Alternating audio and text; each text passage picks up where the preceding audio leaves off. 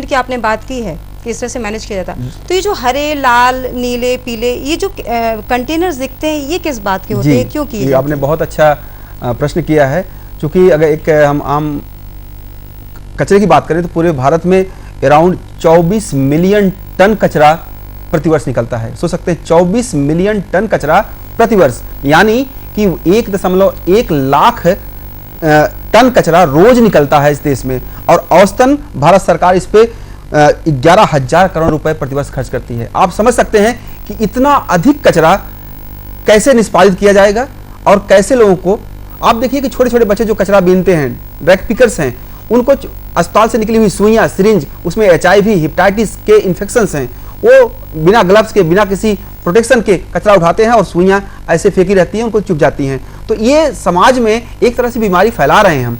तो अगर हम अस्पताल की बीमारी जो अस्पताल में सीमित थी, अगर इस कचरे के द्वारा सामान्य आदमियों तक पहुंच रही है और ये बीमारी का कारण बन रहा है, तो ऐसे मुद्दे में जरूरी है कि अस्पताल के जो जुड़े हुए लोग हैं, पैरामेडिकल स्टाफ है, प्रबंधन है, वो कचरों के सेग्रीगेशन, जहां प्रोडक्शन हो रहा है, कचरा पैदा हो रहा है, उसी जगह अगर कचरे को हम निष्पादित करने लगे, एक जगह अलग अलग बकेट में रखने लगे। आपने क्वेश्चन किया था कि कौन सा कचरा किस में रखें। जैसे हमने जनरली हम लोग बात करते हैं कि ऊतक जितने पैदा होते हैं तो हम उनको लाल या पीले बैग में रखते हैं। हमारे पास पीला बैग मेनली हॉस्पिटल में मेनली 4 तरह के बैग होते हैं, ये कंटेनर होते हैं। एक तो पॉलीथीन बैग के रूप में होते हैं जो कि सॉफ्ट होते हैं, और एक तो होते हैं ऐसे कि जो बड़े बड़े होते हैं, जो कलर वही होता है। तो अगर पीला है, लाल है, और कहीं कहीं अगर पशुओं के लिए तो वहाँ नारंगी भी यूज करते हैं हम। बात बहुत संवेदनशील बिंदु पर आकर रुकती है कि अगर बायोमेडिकल वेस्ट का सेग्रीगेशन यानी कि उसका निपटारा, उसको अलग करने का जो तरीका है वो हॉस्पिटल में ही सही तरीके से किया जाए तो काफ़ी हद तक इस प्रॉब्लम से हम निपट सकते हैं। तो किस तरीके से ये सेग्रीगेट किया जा रहा है और कौन कौन से रंग के डिब्बे होते हैं, डॉक्टर बाली आप हमें बेहतर बता पाएंगे? जैव चिकित्सा अपशिष्ट के निस्तारण के लिए अगर हम जहाँ पर प्रोडक्शन हो रहा है उसी स्तर पर हम इनको डिफरेंट कलर के डिब्बों में रखें तो शायद बहुत सारी समस्या का हल हो जाएगा। लेकिन दुर्भाग्य की बात यह है कि आज भी हमारे बहुत सारे अस्पताल इस पद्धति को फॉलो नहीं करते हैं। अगर फॉलो भी करते हैं तो अपने जो मैन पावर हैं, जो उनके स्टाफ हैं, उनको ट्रेनिंग नहीं देते हैं। तो क्या करते हैं, कोई भी कचरा हो वो एक ही डिब्बे में डालते हैं। उनको पता ही नहीं होता है कि लाल रंग के डिब्बे में क्या डालना है, पीले रंग में क्या डालना है और काले में क्या डालना है। तो अगर उनको उसी स्तर पे हम ट्रेनिंग दें, उनको शिक्षा दें, उनको बताएं और डिमॉन्स्ट्रेट करके दिखाएं कि ये ऐसे रखा जाता है, तो शायद ये आसान होगा। जैसे एक छोटी सी बात है, अगर एक नर्स सिरिंज को खोलती है तो सिरिंज के ऊपर सबसे पहले कागज का एक रैपर होता है। उसको खोलते ही तो वो कागज कहाँ जाएगा, कागज को हमेशा वो ब्लैक में जाना चाहिए। इसके बाद उसमें निडल जो है जिसमें शार्प है वो कहाँ जाएगा, वो लाल में जाएगा। इस तरह से जो अगर ब्लड निकाल लिया उसमें, जब ब्लड लग गया उसमें तो वो पीले में जाएगा। तो इस तरह से अगर उसी स्तर पर हमारे नर्स को पता हो कि हम यूज करने के बाद पदार्थ कहाँ डालेंगे तो आराम से इस चीज का निस्तारण हो सकता है और भविष्य में उन चीजों को हम आराम से भेज सकते हैं। काला कंटेनर, सामान्य अवशिष्ट जैसे प्रयोग में न आने वाली दवाइयां, रासायनिक अवशिष्ट और इंसिनेटर की राख रखने के लिए चिन्हित किया गया है। इस अवशिष्ट का निस्तारण सुरक्षित लैंडफिल्स में किया जाता है। शारीरिक या जंतु अवशिष्ट या सूक्ष्म जीवीय और जैव प्रौद्योगिक अवशिष्ट और नॉन पीवीसी अवशिष्ट हेतु पीला बैग चिन्हित है, जिसका निपटारा इंसिनरेटर द्वारा या डीप बूरियर द्वारा किया जाता है। लाल रंग का कंटेनर मानव शरीर का कचरा, रक्त और शरीर का द्रव्य पदार्थ इकट्ठा करने के लिए इस्तेमाल होता है। नीले और सफेद रंग के बैग में अनुपयोगी निडल, सिरिंज, ब्लेड, कांच और ठोस कचरे को इकट्ठा करने में इस्तेमाल किया जाता है, जिन्हें विखंडन के बाद ऑटोक्लेव या माइक्रोवेव या रासायनिक विधियों द्वारा उपचारित किया जाता है। बहुत ही खास बात बताई डॉक्टर बाली ने हमें कि किस तरह से अलग अलग बायोमेडिकल वेस्ट अलग अलग रंग के डिब्बे में जाएगा। चलिए ये वेस्ट है, इकट्ठा तो कर लिया, अब इकट्ठा होने के बाद इस वेस्ट का निस्तारण यानी कि इसका ट्रांसपोर्टेशन कैसे होगा? डॉक्टर बाली, ट्रांसपोर्टेशन के लिए क्या किया जाता है? देखिए, जब हम निस्तारण करने के लिए इन पदार्थों को इकट्ठा करते हैं तो ये गवर्नमेंट का रूल है कि आप 24 घंटे के अंदर ही इन पदार्थों को जहां पैदा हुए हैं पदार्थ, जहां पर ये इनका प्रोडक्शन हुआ है, वहां से हटा दिए जाने चाहिए। तो कोशिश होनी चाहिए कि जिन बैग्स में हमने रखे हैं, जैसे जो कलर कोड बैग हमारे पास हैं, लाल, पीला, हरा या काला या नारंगी, इन बैग को हम 3/4 हिस्से तक भरें। इन बैग को टाइट करके या इनको हम जो बंद कंटेनर में रखें, और बंद कंटेनर से हमारे पास व्हीकल्स होती हैं, ट्रांसपोर्ट व्हीकल होती हैं, जो हमको उनके अंदर रख के उनको क्लोज करते हैं। हमने आप देखे हुए शहरों में कि खुली गाड़ियों में कचरा लेके ले जाते हैं, कचरा पूरे रास्ते पर गिरता जाता है, तो उससे जो कचरा गिरता है वो लोगों के पैरों में, हाथों में या सांस में उड़ते हुई चीजें पहुंचती हैं और इन्फेक्शन पहुंचता है। तो पहली बात कि पूरा कचरा हॉस्पिटल से निकलते समय ही बैग में बंद हो। दूसरा, 24 घंटे से ज्यादा वहां ना रखा जाए। तीसरा, वो 3/4 से ज्यादा भरा ना हो। चौथा, कि उसे बैग को सीधे ग्लव्स पहन के और मास्क लगा के जो कर्मचारी हैं सीधे उसको बड़े वाले ट्रक में डाल दें, उसको खोलें ना, और वो जिस जगह पे डिस्पोज करना है उस जगह तक वो सील बंद कंटेनर में ही जाए। तो इस तरह से पूरे यात्रा के दौरान अपने जहां प्रोडक्शन हुआ था वहां से निस्तारण की जगह तक पूरी तरह सील पैक होना चाहिए, जिससे कि बाहर के एनवायरनमेंट को प्रदूषित ना करे। बायोमेडिकल वेस्ट मैनेजमेंट की दूसरी कड़ी है अवशिष्ट को इकट्ठा करना और उसका परिवहन। जैव चिकित्सीय अवशिष्ट को सामान्य अवशिष्ट से अलग और विशेष वाहन द्वारा अवशिष्ट निस्तारण स्थल तक पहुंचाया जाता है। अवशिष्ट को ले जाते समय इस बात का विशेष ध्यान रखना जरूरी है ताकि परिवहन के दौरान संपर्क में आने वाले लोग किसी तरीके से संक्रमण या रोग से ग्रसित या प्रभावित न हो। जैव चिकित्सीय अवशिष्ट को प्रबंधन केंद्र में लाए गए अवशिष्ट को मैकेनिकल प्रोसेस द्वारा विखंडित किया जाता है ताकि इसके दोबारा इस्तेमाल की कोई गुंजाइश ही न बचे।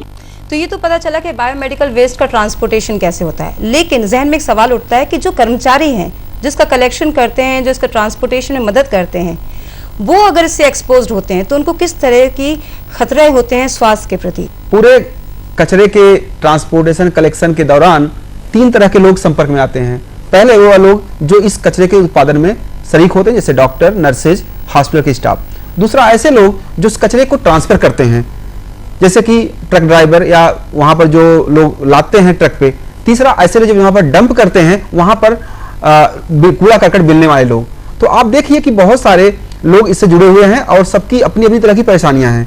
तो अगर हम स्तर पे लोगों को शिक्षित करें कि इन कचरों को उठाते समय कचरे को एक्सपोज ही रखे जाए, तो जो रैक पिकर हैं, हमारे जो कूड़ा कबाड़ बिनने वाले गरीब बच्चे हैं जो आते हैं, उनको पता ही नहीं होता कि इस पॉलीथीन के अंदर क्या है, तो सीधे हाथ डालते हैं और उसमें सिरिंज, सुइयां या कांच के टूटे हुए चीजें धंस जाती हैं। तो उनको HIV, हेपेटाइटिस बी या बहुत सारी संक्रामक बीमारियां फैल जाती हैं और हजारों लाखों की संख्या में बच्चे और कूड़ा करकट बिनने वाले प्रतिवर्ष मर रहे हैं इस हमारे अनियंत्रित कूड़ा करकट के फेंकने से। तो हमारी पूरी कोशिश होनी चाहिए कि कूड़े का सही निस्तारण हो और वहां पर लोगों का, आम आदमी का आउटरीच ना, वहां पर पहुंचना हो वहां तक, जिससे कि हम उसका निस्तारण कर लें। तीसरी बात, अगर किसी कारण से हम यूज कर रहे हैं तो हमारे पास बूट हो अच्छे, हमारे पास ग्लव्स हो, गॉगल्स हो, जितने भी यूनिवर्सल प्रिकॉशन के इक्विपमेंट होते हैं उस आदमी के पास होने चाहिए, जिससे कि कोई संक्रामक चीज उसके नाक के थ्रू, उसके मुंह के थ्रू, उसके चर्म रोग या आंखों के थ्रू उसके शरीर में प्रवेश न करे और उसे संक्रमित न करे। तो दर्शकों, आखिर हम इस इशू पर पहुंचे हैं कि मानव स्वास्थ्य पर किस तरीके से बायोमेडिकल वेस्ट का असर पड़ता है, लेकिन इस बायोमेडिकल वेस्ट का हमारे पर्यावरण पर क्या असर पड़ता है? डॉक्टर बाली, आप हमें बताएंगे। अगर आप देखें कि वायु प्रदूषण की बात लें या जल प्रदूषण की बात लें, और ये एक नए तरह का प्रदूषण हम पैदा कर रहे हैं अपने आसपास, जो कि बहुत ही खतरनाक है और जो कि जल प्रदूषण में और ही बढ़ोतरी कर रहा है। अगर हम आप देखें नर्सिंग होम के, हॉस्पिटल के आसपास देखें, आपको कूड़े करकट में सुइयों, सिरिंज, कैथेटर, प्लास्टिक बैग के ढेर मिलेंगे। ये लोग इसको, चूंकि कानून है, इसके लिए नियंत्रित सब कुछ चीजें हैं, लेकिन उसका प्रॉपर डिस्पोजल नहीं होने के नाते क्या होता है कि इसे जल संक्रमित हो रहा है। जितने भी बैक्टीरिया, वायरस हैं, आपके बरसात हुई, नाले के पानी में डाल दिया लोगों ने, वो पूरा पानी का सोर्स है वो आपका शहर भोपाल देख लीजिए, जहां पर कि सोर्स हमारा पास तालाब है। अगर आप कोई भी बारिश होती है तो ये कूड़ा करकट में जो भी इंफेक्शन है वो बह के पानी में जाएगा, पूरा इन्वायरमेंट, पूरे जल को प्रदूषित करेगा। साथ साथ ये वायु प्रदूषण में, क्योंकि बहुत सारे लोग इस कचरे को ओपनली जलाते हैं और उससे प्रदूषण पैदा होता है, वायु प्रदूषण। साथ साथ इससे आम आदमी की सेहत के साथ साथ पूरे प्रदूषण के जल, वायु या इवन आप इसमें जो सॉइल प्रदूषण है, मृदा प्रदूषण, आप मिट्टी में बहुत सारे इन्फेक्शन, बहुत सारे आप देखें कि बहुत सारी संगतियां पैदा हो रही हैं। और अब इस तरह देखें ओवरऑल जैव चिकित्सा अपशिष्ट या बायोमेडिकल वेस्ट पूरे पर्यावरण को प्रदूषित कर रहा है, चाहे वो जल हो, मिट्टी हो या हवा हो। हमारे आसपास का पूरा वातावरण इससे प्रदूषित हो रहा है और हमारे स्वास्थ्य को प्रभावित कर रहा है। आप हमारे दर्शकों को क्या संदेश देना चाहेंगे? क्योंकि जैव अपशिष्ट या जैव चिकित्सा अपशिष्ट एक ऐसी समस्या है जिसमें किसी एक के हाथ में बात नहीं है। इसमें हम चाहेंगे कि पूरा समाज एक साथ इससे लड़े और पूरा समाज जागरूक हो। इसके लिए जरूरी है कि हमारा पूरा हेल्थ सिस्टम, उसके जितने भी एडमिनिस्ट्रेशन में जुड़े हुए लोग हैं वो इस पे ध्यान दें। उनके अच्छे तरीके से कानून जो हैं, पर्यावरण के संबंधित कानून जो हैं और जैव अपशिष्ट के डिस्पोजल के जो कानून है इनको अच्छे से लागू करें। साथ साथ नर्सिंग होम या हॉस्पिटल के जो प्रबंधन है उनका बहुत बड़ा रोल है। अगर वो अपने स्तर पर उत्पन्न हो रहे कचरे को वहीं पर निस्तारित करके या अच्छे से उनको विसंक्रमित कर दें तो बहुत अच्छी बात होगी। और उसको प्रॉपरली अपने जितने भी तीसरे स्तर के जो लोग हैं, उनके स्टाफ हैं, कर्मचारी हैं, उनको अच्छे से ट्रेनिंग करें, उनको मोटिवेट करें कि वो कचरों को स्पेसिफिक जो डिब्बे बने हैं रंग के उसमें डालें और उनका प्रॉपर ढंग से निष्पादन करें। तो इससे व्यक्ति पर, समाज पर और इवन पूरे पर्यावरण पर इन पदार्थों का बुरा असर नहीं पड़ेगा और पूरा समाज स्वस्थ रहेगा और सभी लोग सुखी रहेंगे। डॉक्टर बाली, आप आए, आपने बायोमेडिकल वेस्ट जैसे इंपॉर्टेंट इश्यू पर हमसे बात की, हमें जानकारी दी, आपका बहुत बहुत धन्यवाद। जी नमस्कार। वैसे देखा जाए तो वेस्ट ही होता है, कौन परवाह करता है। लेकिन ये बात सही है कि वेस्ट, कचरा कैसा भी हो, उसका उचित प्रबंधन और उसकी उचित व्यवस्था हमारी जिम्मेदारी बनती है। क्योंकि हम अपने ट्रीटमेंट का तो ध्यान रखते हैं लेकिन इस कचरे का, इस वेस्ट का ट्रीटमेंट कैसे होना है इसकी परवाह नहीं करती। और यही एक वजह है हमारे पर्यावरण और हमारे स्वास्थ्य को बिगाड़ने की।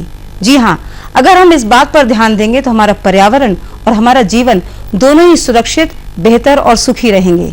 तो आइए हम खुद से आज से और अभी से इसकी कोशिश करें। नमस्कार।